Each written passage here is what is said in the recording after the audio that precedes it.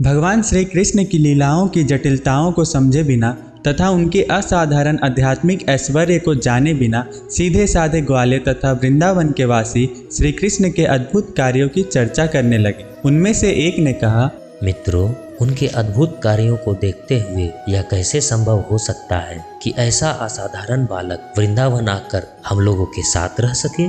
सचमुच ऐसा संभव नहीं है। जरा सोचो तो, केवल 7 साल का बालक गोवर्धन को धारण किए हुए है, जैसे कोई गजराज कमल का फूल उठाए।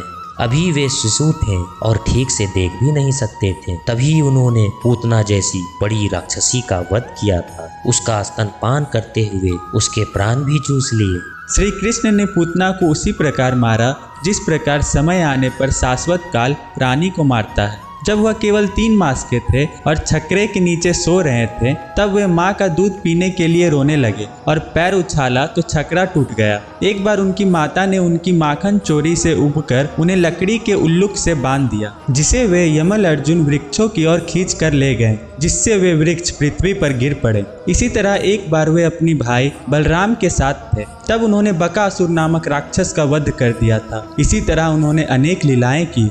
एक बार नंद महाराज के एक मित्र ने कहा, हे नंद, हम यह नहीं जान पा रहे हैं कि आपके पुत्र श्री कृष्ण के प्रति हम इतने आकृष्ट क्यों हैं। हम उन्हें भूलना चाहते हैं किंतु भुला नहीं पाते। हम उनके प्रति प्राकृतिक रूप से इतने वात्सल्य हैं। जरा सोचो, यह कितना अद्भुत है। वृंदावन में ग्वाले से श्री कृष्ण की प्रशंसा सुनकर नंद बोले, मैं आप लोगों को गर्ग मुनि के वचनों के बारे में बताना चाहता हूँ, जिससे आप सबका संदेह दूर हो जाएगा। जब वे नामांकन संस्कार करने पधारे थे तो उन्होंने बताया था कि विभिन्न कालों में यह बालक विभिन्न रंग धारण करके प्रकट होता रहा है और इस बार यह वृंदावन में श्याम रंग में प्रकट होने के कारण श्री कृष्ण कहलाएगा। जब सब ग्वालों ने नंद महाराज के मुख से गर्ग चर्चा के कथनों को ध्यान से सुना तो वे श्री कृष्ण के अद्भुत कार्यों को समझ गए और परम प्रसन्न तथा संतुष्ट हो गए।